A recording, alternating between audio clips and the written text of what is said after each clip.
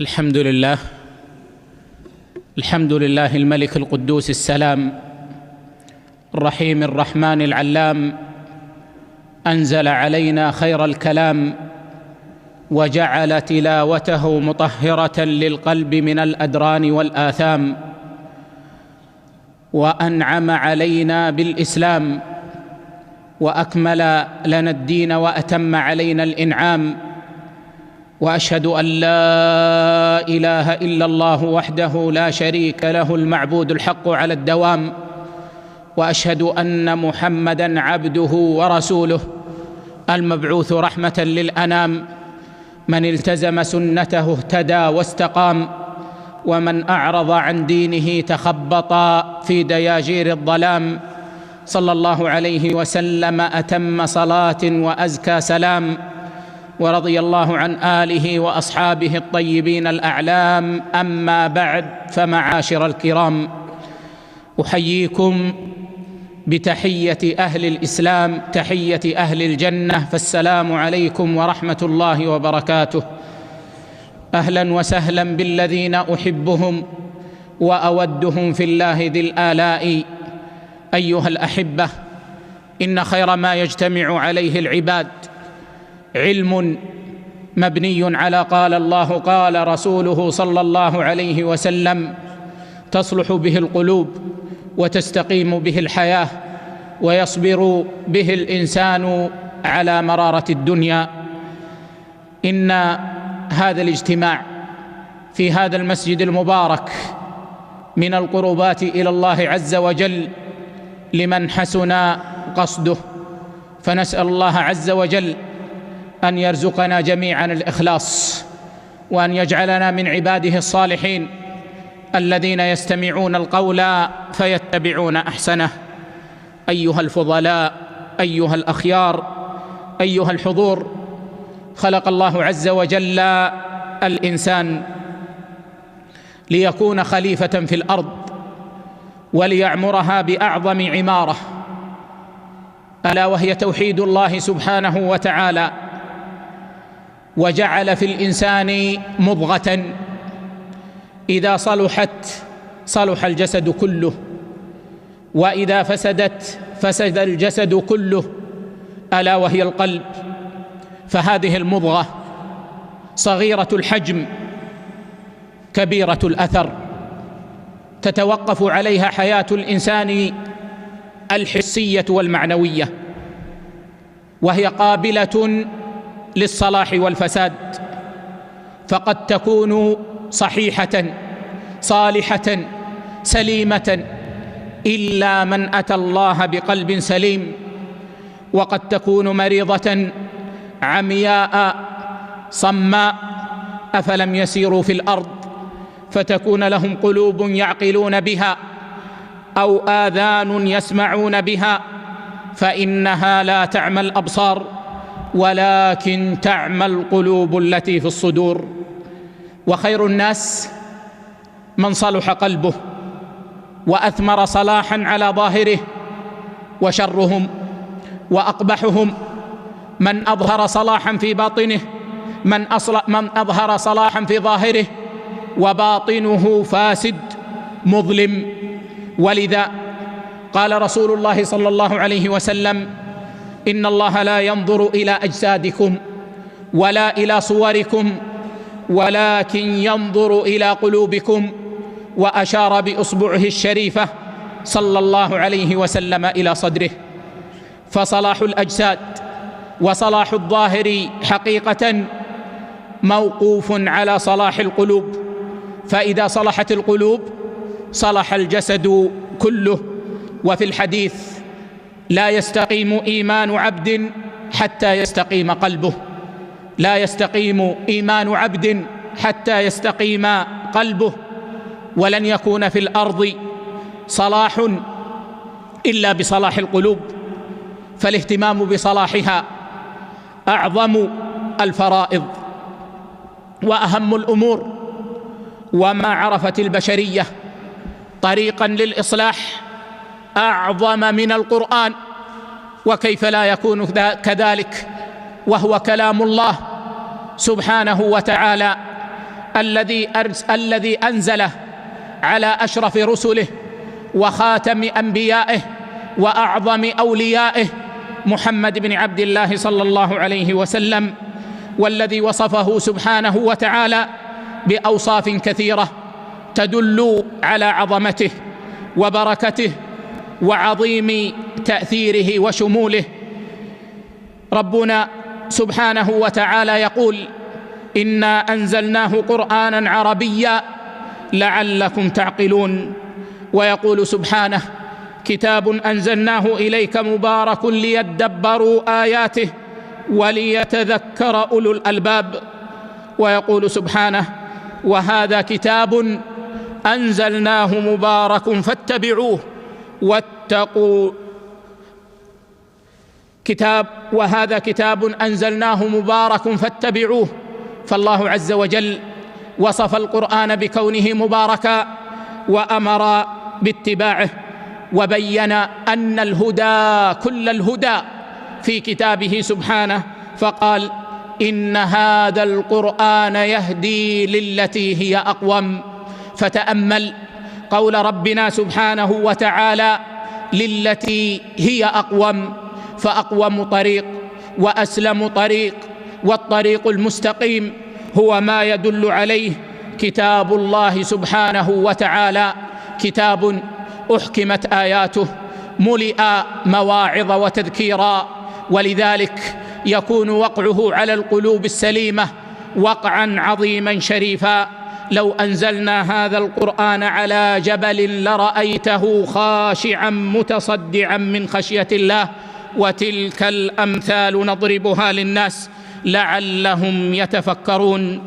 كلام الله سبحانه وتعالى فيه بيان لكل شيء وشفاء لما في الصدور، ونزلنا عليك الكتاب تبيانا لكل شيء وهدى ورحمة وبشرى للمسلمين. ونزلنا عليك الكتاب تبيانا لكل شيء وهدى ورحمة وبشرى للمسلمين. هذا الكتاب يخرج الناس من كل ظلمة إلى خير النور، كتاب أنزلناه إليك لتخرج الناس من الظلمات إلى النور بإذن ربهم إلى صراط العزيز الحميد. فهذا القرآن فيه الشفاء وفيه الصلاح وفيه الخير وفيه السعادة، ولن تصلح القلوب أبدا إلا بكلام ربنا سبحانه وتعالى، كما قال ربنا: وننزل من القرآن ما هو شفاء ورحمة للمؤمنين. وكما قال ربنا سبحانه وتعالى: يا أيها الناس قد جاءتكم موعظة من ربكم وشفاء لما في الصدور. فالقرآن شفاء من كل داء، شفاء لهذه الصدور، شفاء للقلوب من كل شيء قبيح، يغسل القلب غسلا ويطهره تطهيرا. إلا أن أثر القرآن أيها الإخوة في إصلاح القلوب مشروط بشرط عظيم، مشروط بالمحل القابل، كما قال ربنا سبحانه: إن في ذلك لذكرى لمن كان له قلب أو ألقى السمع وهو شهيد.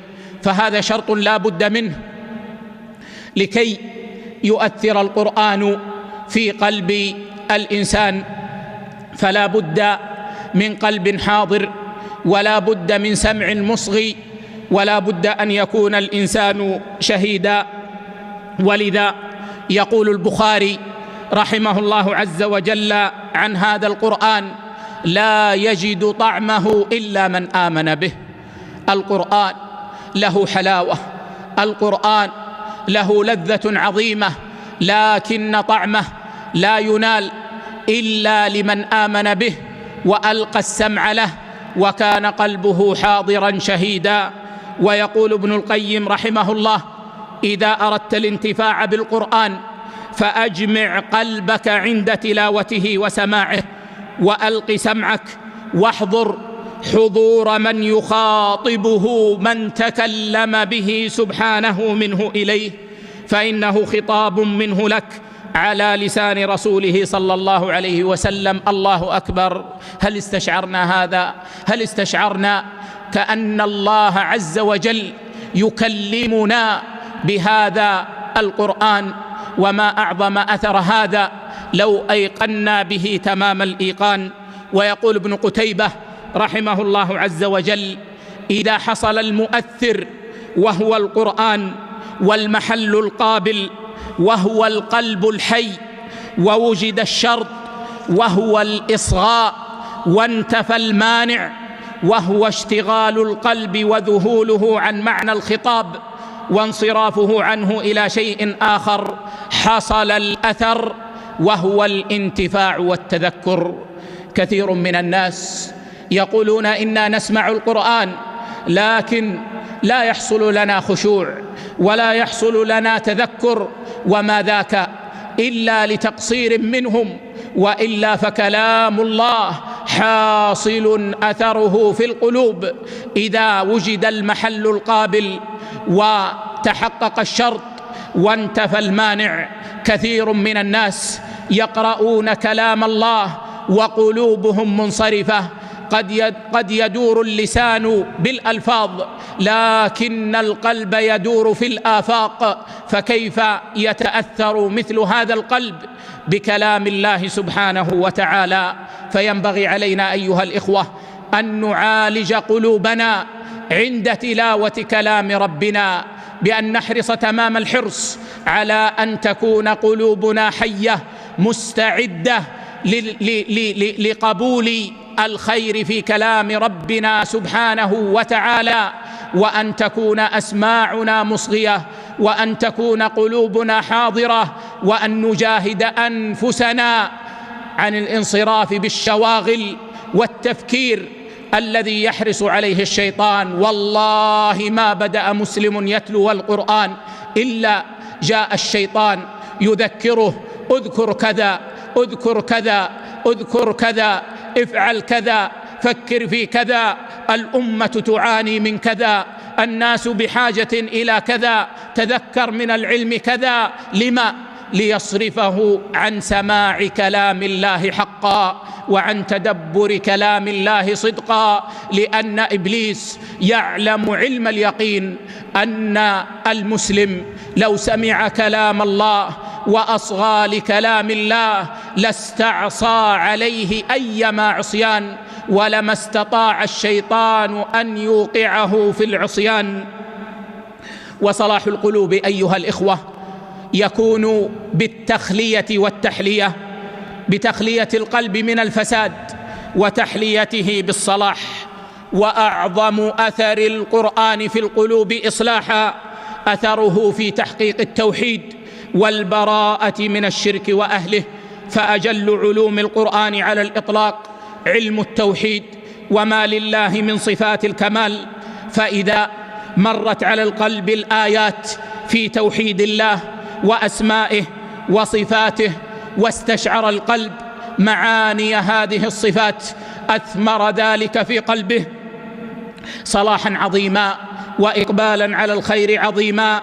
وإذا أقبل القلب على الآيات وفهمها وفهم المراد بها وأثبت الصفات لله عز وجل على وجه يليق بجلال الله سبحانه وتعالى، امتلأ قلبه من معرفة الله سبحانه وتعالى، وامتلأ قلبه حبا لله سبحانه وتعالى، وأيقن أنه لا معبود حق إلا الله سبحانه وتعالى، فيمتلئ صلاحا وخيرا وطمأنينة. فالقلب أيها الأحبة لا سلامة له ولا صلاح له إلا بتوحيد رب العالمين.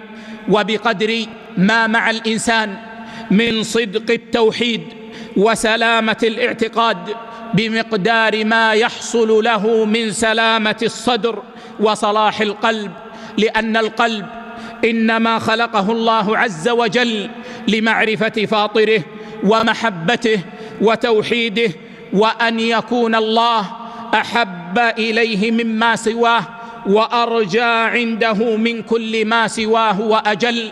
فإذا تحقق هذا المقصود في القلب حصل له الخير، وحصلت له السعادة، وحصلت له الطمأنينة.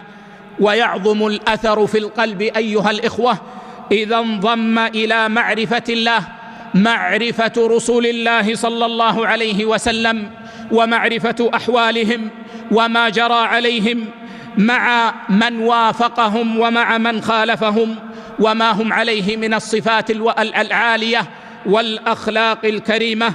فإن القلب إذا علم هذا من كتاب الله أثمر ذلك في قلبه محبة لرسول الله صلى الله عليه وسلم، واقتداء بأخلاقهم، وعملا بما هم عليه من الأعمال الصالحة، فتثمر معرفته لهم ولأحوالهم وأعمالهم حبا عظيما لهم في القلب، يثمر للقلب الاقتداء بهم، فيكون لقلب المحب لهم حظ من صلاح قلوب الأنبياء بمقدار حبه لهم وبمقدار اقتدائه بهم عليهم السلام. وخيرهم وأشرفهم محمد بن عبد الله صلى الله عليه وسلم.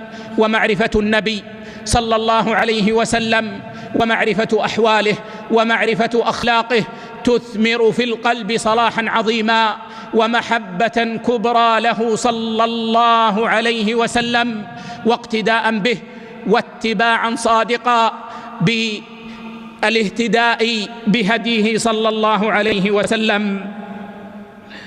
ويصلح القلب ويعظم أثر القرآن في القلب بأن يعلم علم أهل السعادة والخير في الآخرة والأولى، وأهل الشقاوة والشر في الآخرة والأولى. وفي معرفة القلب لأهل السعادة ولأوصافهم ولأحوالهم وللطرق التي أوصلتهم للسعادة في الدنيا والمنزلة العالية في الأخرى،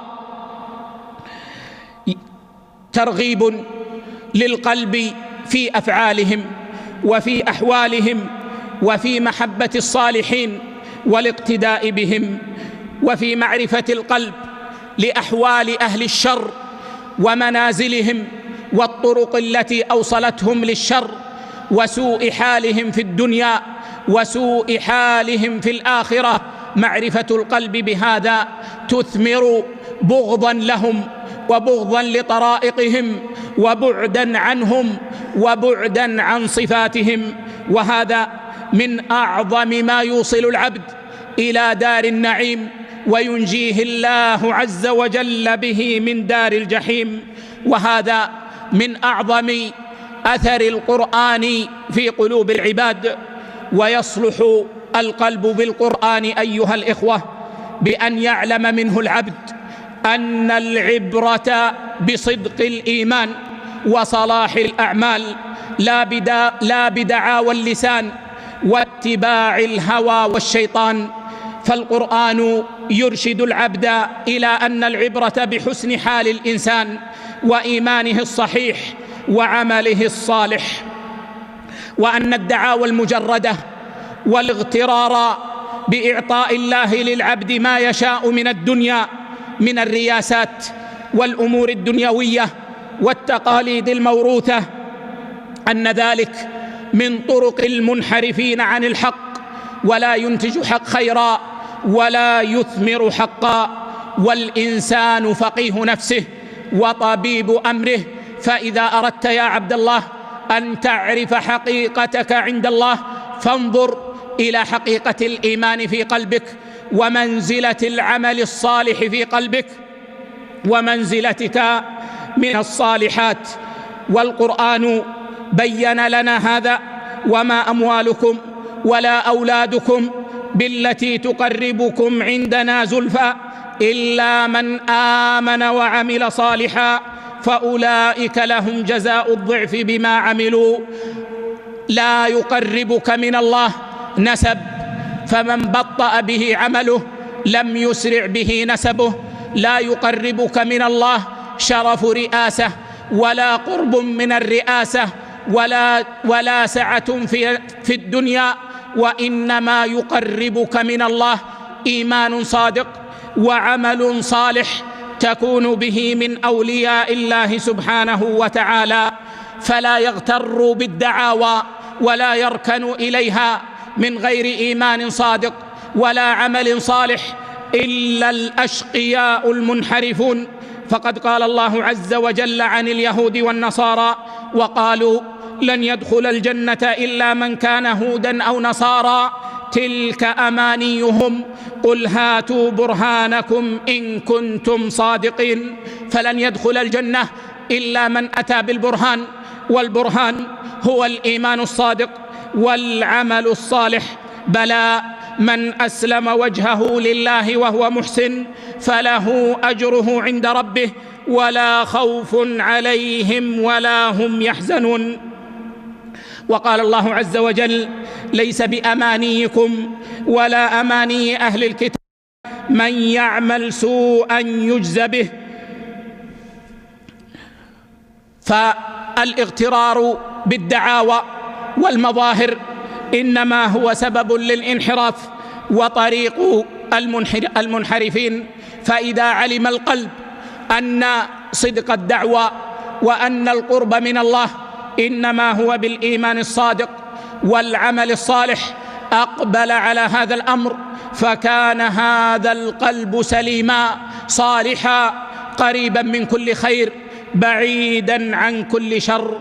ويصلح القلب أيها الإخوة بالقرآن بأن يعلم من القرآن أن من أقبل على ما يحبه الله وترك ما قد يحب ويشتهى من أجل الله عوضه الله خيرا منه. فيعلم قلب المؤمن من تلاوته للقرآن أنه ما ترك أحد شيئا لله إلا عوضه الله خيرا منه، فيثمر ذلك صلاحا في ذلك القلب بأن يقدم محبوب الله على محبوب نفسه، وهو يعلم علم اليقين أن تركه لهذا الأمر سيكون عنه عوض خير منه في الدنيا والآخرة.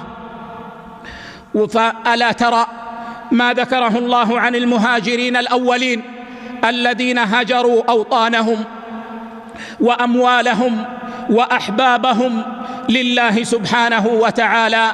هم يحبون المكان الذي كانوا فيه ويحبون أهليهم ويحبون أموالهم، لكنهم تركوها وهاجروا لله سبحانه وتعالى فرارا بدينهم، فعوضهم الله عز وجل طمأنينة في قلوبهم وثباتا على دينهم، حتى قيل لأحدهم من أحد الملوك: أتترك دين محمد وأعطيك نصف ملكي؟ وقد كان وقع أسيرا عند ذلك الملك. أتترك دين محمد وأعطيك نصف ملكي؟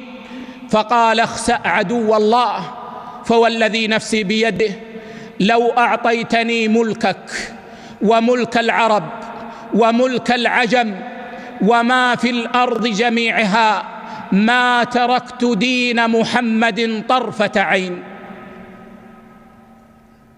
صلاح في القلب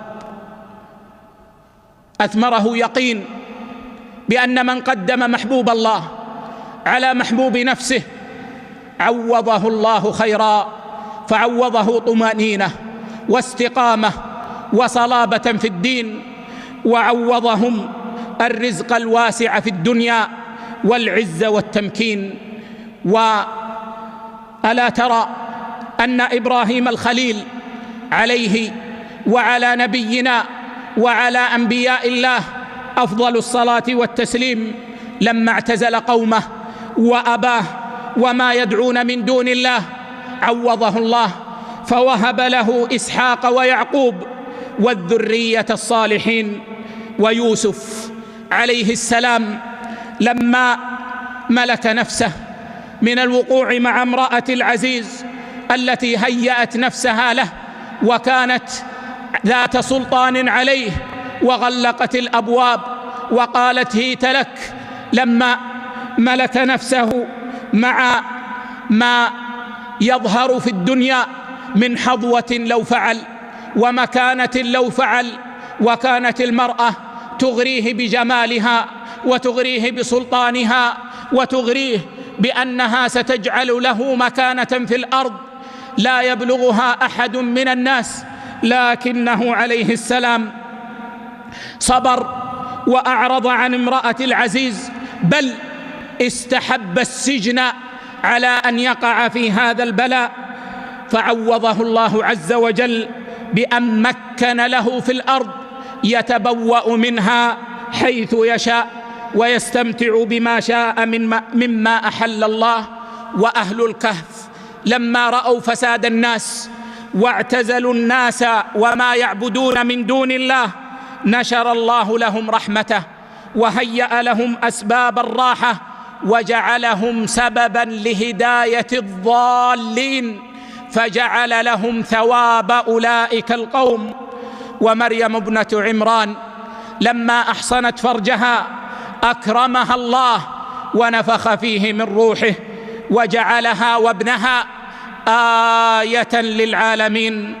وسليمان عليه السلام لما ألهته الخيل عن ذكر ربه فأتلفها لأنها ألهته عن ذكر الله سبحانه، عوضه الله بأعظم من الخيل، عوضه بالريح التي تجري بأمره والشياطين كل بناء وغواص. فمن ترك هواه وما تهواه نفسه من الشهوات لربه سبحانه وتعالى، عوضه الله من محبته وعبادته وطمأنينة قلبه والإنابة إليه والتوسيع عليه في الدنيا ما يفوق لذات الدنيا كلها. فإذا علم القلب هذا الأمر من تلاوته للقرآن أثر ذلك في قلبه صلاحا عظيما. والمسلم أيها الإخوة والأخوات إذا قرأ القرآن وتدبر القرآن يعلم أن القلب يمرض وأن القلب يتقلب، فيكون حريصا على سلامة قلبه حذرا من آفات القلوب وأمراضها. والمرض في القرآن هو مرض القلوب، وهو نوعان: مرض الشبهات ومرض الشهوات. فالشبهات شكوك تطرأ على قلب الإنسان تبعده عن الرحمن، والشهوات ضعف الإرادة أمام ملذات الدنيا حتى يقع العبد في معصية الله سبحانه وتعالى. وقد يجتمع على العبد الأمران فيكون قلبه مريضا بمرض الشبهات ومرض الشهوات.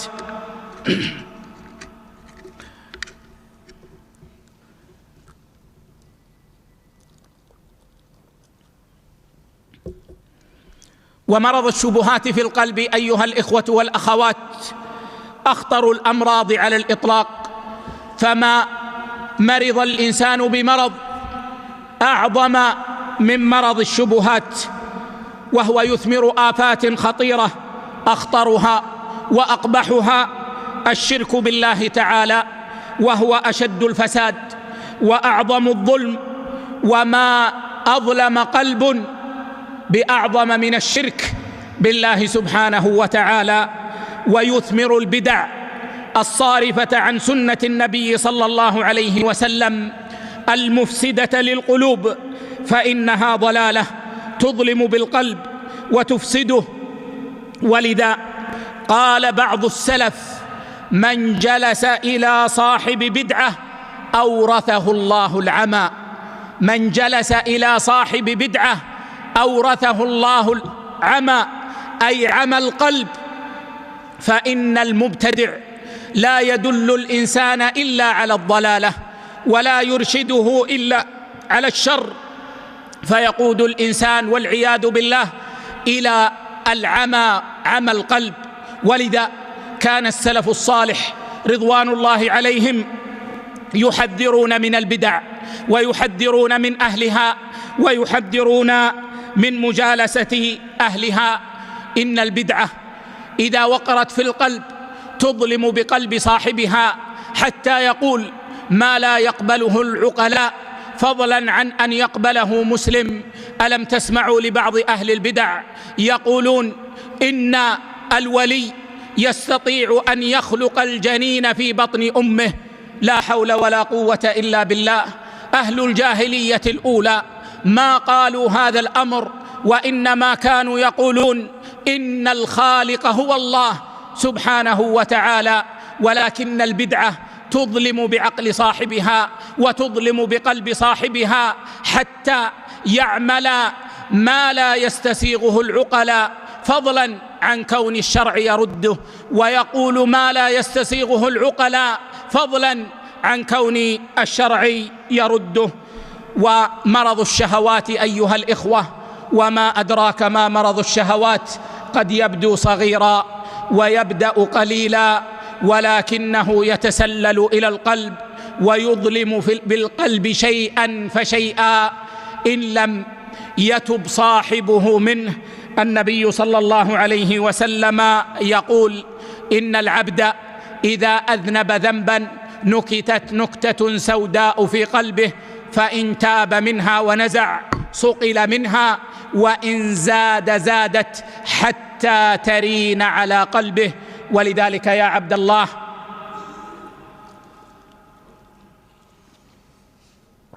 إياك ثم إياك أن يغرك أن العلماء يقولون إن مرض الشبهات أعظم من مرض الشهوات، فإنهم لا يقصدون بهذا أن يقللوا من شر مرض الشهوات، ولكنهم يريدون أن يبينوا شر مرض الشبهات. فمرض الشهوات شره عظيم وفساده في القلب كبير. وإياك يا عبد الله، إياك أن تغتر بصغر الذنب، فمن أقدم على الصغير أوشك أن يقدم على الكبير. ولذلك يقول النبي صلى الله عليه وسلم: لعن الله السارق يسرق الحبل فتقطع يده، لعن الله السارق يسرق البيضة فتقطع يده.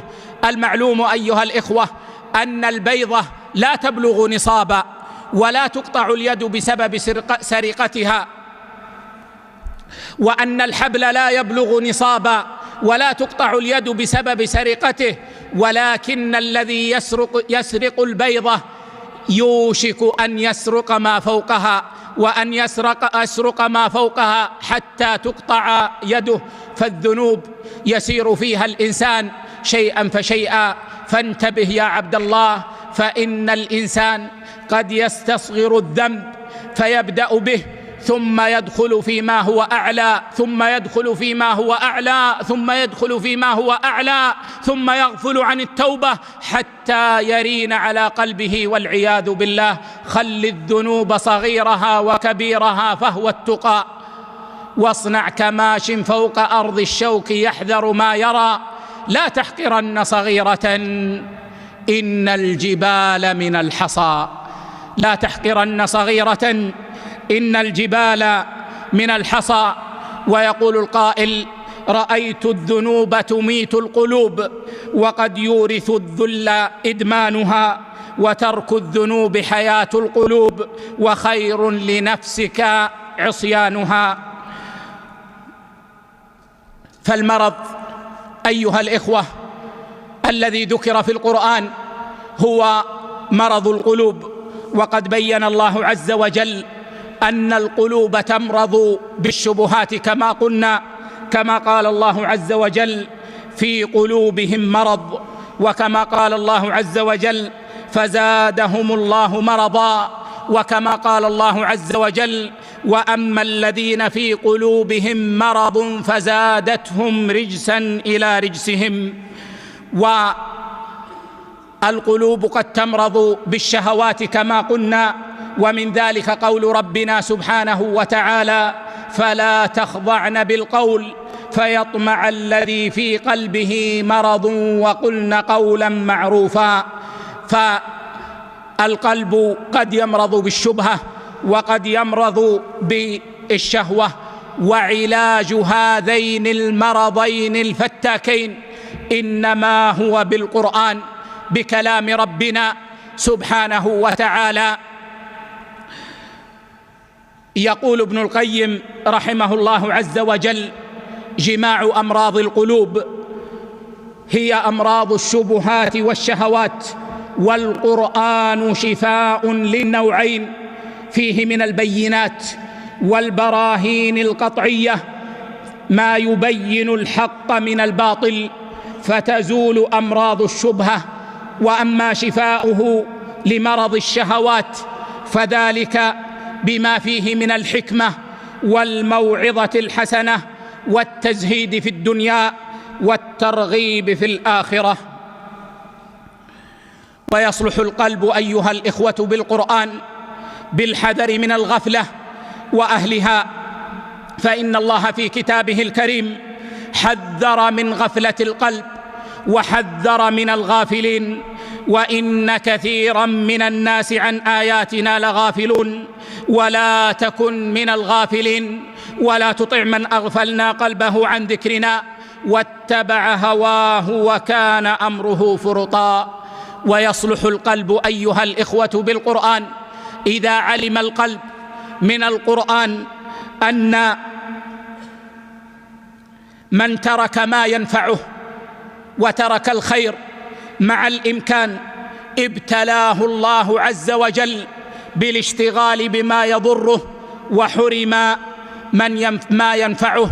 وأن من استعمل نعم الله عز وجل في معاصيه أشغله بها فانقلبت عليه نقما. الله عز وجل بين لنا في القرآن أن المشركين لما زهدوا في عبادة الرحمن ابتلوا بعبادة الأوثان، وأن المشركين لما عرض عليهم الإيمان أول مرة فعرفوه ثم تركوه قلب الله قلوبهم وطبع عليها وختم عليها فلا يؤمنون حتى يروا العذاب الأليم. ولما بين لهم الصراط المستقيم وزاغوا عنه باختيارهم ورضا بطريق الغي والضلالة عوقبوا بأن أزاغ الله قلوبهم وجعلهم حائرين في طريقهم. ولما أهانوا آيات الله ورسله أهانهم الله بالعذاب المهين. ولما استكبروا عن القياد للحق أذلهم الله في الدنيا والآخرة. ولما منعوا مساجد الله وخربوها ما كان لهم بعد ذلك أن يدخلوها إلا خائفين. فالقاعدة الشرعية التي يدل عليها القرآن أن من تيسر له الخير فتركه واشتغل عنه بضده أن الله عز وجل يبتليه بالشرور ويحرمه ذلك الخير. ويصلح القلب بالقرآن بأن يعلم الإنسان أن القلوب بيد الرحمن يقلبها كيف يشاء، فيقبل على الله ويسأله سلامة قلبه وثباته على الحق والهدى. ربنا لا تزغ قلوبنا بعد إذ هديتنا وهب لنا من لدنك رحمة إنك أنت الوهاب. وكان أكثر دعاء النبي صلى الله عليه وسلم: يا مقلب القلوب ثبت قلبي على دينك. ويصلح القلب بالقرآن بأن يعلم صاحبه أن خيره وسعادته في سلامته للمسلمين الأخيار وسلامته من الأخلاق الرديئة. يقول الله عز وجل: والذين جاءوا من بعدهم يقولون ربنا اغفر لنا ولإخواننا الذين سبقونا بالإيمان ولا تجعل في قلوبنا غلا للذين آمنوا ربنا إنك رؤوف رحيم. ويصلح القلب بالقرآن بأن يجعله المسلم سميره وأنيسه، فيكثر من تلاوته وتدبره، فيكون غالبا على ذكره عامرا به وقته، فتحصل له طمأنينة القلب وسكينة القلب. الذين آمنوا وتطمئن قلوبهم بذكر الله، ألا بذكر الله تطمئن القلوب. ويقول النبي صلى الله عليه وسلم: وما اجتمع قوم في بيت من بيوت الله يتلون كتاب الله ويتدارسونه بينهم إلا نزلت عليهم السكينة وغشيتهم الرحمة وحفتهم الملائكة وذكرهم الله في من عنده. والسكينة أيها الإخوة والأخوات أمر يجعله الله عز وجل في قلب الإنسان فيطمئن ويوقن ولا يكون قلقا ولا شاكا ولا مرتابا. وهذه السكينة يسعد بها الإنسان ويزداد بها الإيمان. هو الذي أنزل السكينة في قلوب المؤمنين ليزدادوا إيمانا مع إيمانهم. فذكر الله ولا سيما تلاوة القرآن فإنها أعظم ذكر الله عز وجل سبب لطمأنينة القلوب وسبب لنزول السكينة في القلوب وسبب لغشيان الرحمة. وكل هذا أمر يصلح القلب ويكون له أعظم الأثر في القلب. فينبغي علينا أيها الإخوة أن نحرص على هذا وأن نكثر من تلاوة كلام ربنا وأن نجعل لخير الكلام خير الأوقات. لا ينبغي أيها الإخوة أن نجعل لتلاوة القرآن أقل أوقاتنا أو الأوقات التي لا نكون فيها فارغين، بل ينبغي أن نجعل لكلام ربنا حظا عظيما من وقتنا، فنتلو كلام الله ونتدبر كلام الله ونجعل قلوبنا تخشع صادقة لكلام الله سبحانه وتعالى. وبالجملة أيها الفضلاء الأخيار، إن الخير والنفع والصلاح والسعادة في الدنيا والآخرة في القرآن وتدبره، ولن تنتفع قلوبنا بأعظم من كلام ربنا سبحانه وتعالى. يقول الإمام ابن القيم رحمه الله عز وجل: لا شيء أنفع للقلب من قراءة القرآن بالتدبر والتفكر، فإنه يورث المحبة والشوق والخوف والرجاء والإنابة والتوكل والرضا والتفويض والشكر والصبر وسائر الأحوال التي بها حياة القلب وكماله. وكذلك يزجر عن جميع الصفات والأفعال المذمومة والتي بها فساد القلب وهلاكه. يقول ابن القيم رحمه الله: فلو علم الناس ما في قراءة القرآن بالتدبر لاشتغلوا بها عن كل ما سواها، فإذا قرأه بتفكر حتى مر بآية هو محتاج إليها في شفاء قلبه كررها ولو 100 مرة ولو ليلة كاملة. فقراءة القرآن بالتفكر هي أصل صلاح القلب. ولهذا قال ابن مسعود رضي الله عنه: لا تهدوا القرآن هد الشعر ولا تنثروه نثر الدقل، وقفوا عند عجائبه وحركوا به القلوب، ولا يكن هم أحدكم آخر السورة. انتهى كلامه رحمه الله. فصلاحنا وخيرنا أيها الإخوة بأن نتلو كلام ربنا سبحانه وتعالى متدبرين متفكرين، وأن نخشع لكلام ربنا خشوعا صادقا يكون في القلب يثمر صلاحا ويثمر خيرا ويثمر بركة ويثمر طمأنينة. إن من أراد الصلاح ودعا إلى الإصلاح ينبغي عليه أن يتمسك بكتاب الله سبحانه وتعالى، ومن تمسكه بكتاب الله أن يتمسك بسنة النبي صلى الله عليه وسلم. والله ثم والله ثم والله لن يصلح قلوب الأمة ولن يصلح حال الأمة أحزاب وجماعات وأفكار يطلقها فلان وفلان، وإنما يصلح الأمة ويصلح قلوب الأمة لزوم كتاب الله ولزوم سنة رسول الله صلى الله عليه وسلم بفهم سلف الأمة، فهذا هو طريق الصلاح والإصلاح، ومن سلكه كان من المصلحين، ومن تركه وقال سآوي إلى غيره يعصمني من الفتن، وقال سأكون مع الجماعة الفلانية أو مع الحزب الفلاني أو سآخذ بآراء فلان وفلان من دون كتاب الله وسنة رسول الله صلى الله عليه وسلم، والله ليكونن من المفسدين ولا يكونن من الغارقين في الفتن ولا يكونن ممن يقود الأمة إلى الشر العظيم.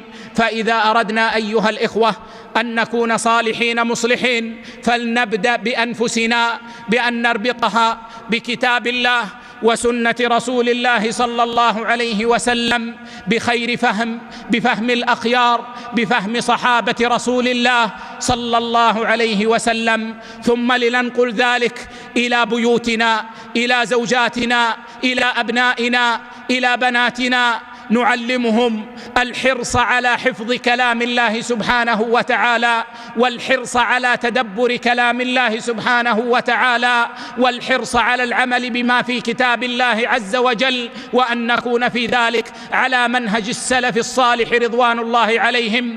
فإذا بنينا أسرتنا على هذا المنهج الرشيد اجتمعت الأسر على هذا الخير فتسعد البلاد وتصلح البلاد وتصلح الأحوال بهذا الطريق المستقيم. فأسأل الله عز وجل بأسمائه الحسنى وصفاته العلى أن يرزقنا قلوبا سليمة، وأن يصلح قلوبنا بكلامه سبحانه وتعالى، وأن يجعل قلوبنا خاشعة له منيبة له موحدة له سبحانه وتعالى، وأن يجعلنا مفاتيح للخير مغاليق للشر، وأن يجعلنا رحمة على المؤمنين ورحمة على البلاد والبلاد.